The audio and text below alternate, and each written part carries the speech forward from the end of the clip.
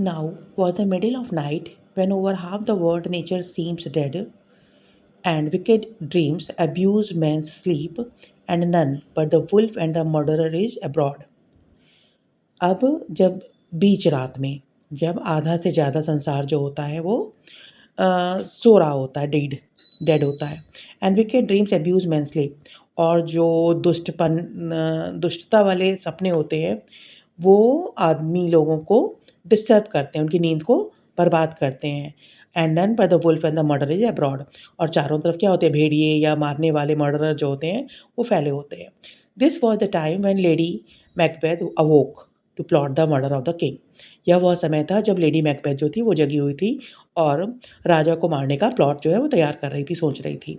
She would not have undertaken a deed so abhorrent to her sex.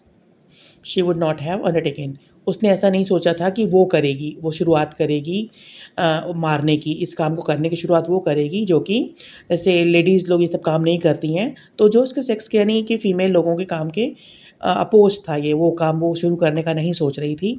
But she feared her husband's nature, लेकिन वो अपने husband के nature से डरी हुई थी। That was too full of milk of human kindness to do a contrived murder. वो जान रही थी कि उसका हस्बैंड जो है बहुत ज़्यादा काइंड है, वो ऐसा नहीं कर पाएगा, वो प्लान मर्डर वो कर नहीं पाएगा, तो वो अपने हस्बैंड के नेचर से डर रही थी।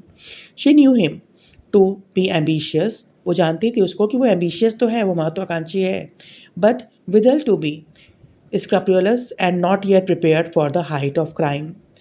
लेकिन वो इतना ईमानदार है, मोरल वैल्यू से इतना भरा हुआ है कि वो एम्बिशियस तो है, लेकिन वो प्रिपेयर नहीं होगा कि इतना बड़ा क्राइम कर सके, which commonly in the end accompanies inordinate ambition. जो क्राइम वो कर इतना ऊंचा है, वो क्राइम बाद में तो होता ही है, हाई एम्बिशन के कारण लोग वो क्राइम कर ही लेते हैं, लेकिन अभी वो तैयार नहीं होगा ये क्राइम करने के लिए, वो अपने हस्बैंड के नेचर से डरी हुई थी। She had won him to consent to the murder, उसने अपने हस्बैंड को तैयार कर लिया था मर्डर के लिए, but she doubted his resolution and she feared that the nature tenderness of his disposition, more human than her own, would come between the defeat the purpose। लेकिन उसको डाउट था कि वो अपने संकल्प में पूरा नहीं हो उतरेगा, और वो जो है डर जाएगा, क्योंकि वो ज़्यादा ईमानदार है और वो ये सब काम नहीं कर सकता है, तो वो अपने इस पर्पज़ को पूरा करने में हार जाएगा। So with her own hands armed with A dagger she approach the Kings bed. तो इसलिए वो क्या की, अपने हाथ में वो कटार लेकर वो किंग के राजा के बेड के पास जाने लगी। Having taken care to supply the grooms of a chamber with wine that they slept intoxicated and care of their charge. और उसने तो सबको पिला दिया था, वाइन वगैरह पिला दी थी, तो सब लोग एकदम सोए हुए थे, और वो अपने चार्ज, उनको क्या काम था उसको भूल गए थे, और सब लोग शराब पी के सो रहे थे। There lay Duncan in a sound sleep after the fatigues of a journey, और वहाँ जो है डंकन जो थे वो एकदम थके हुए थे, जर्नी के थके हुए साउंड स्लीप सो रहे थे।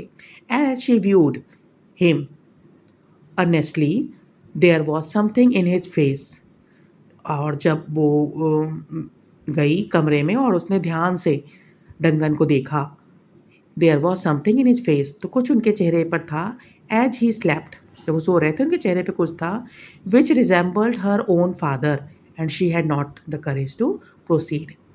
जब मिसेस डंकन जो थी वो जब वहाँ गई, डंकन कह रहे हैं, मैकबेथ की वाइफ जब वहाँ गई, तो उसने जब ध्यान से देखा डंकन के चेहरे को, तो उसको उसमें अपने फादर का चेहरा नज़र आया, उसको लगा उसके फादर हैं, उसी तरीके से उसको समझ में आया।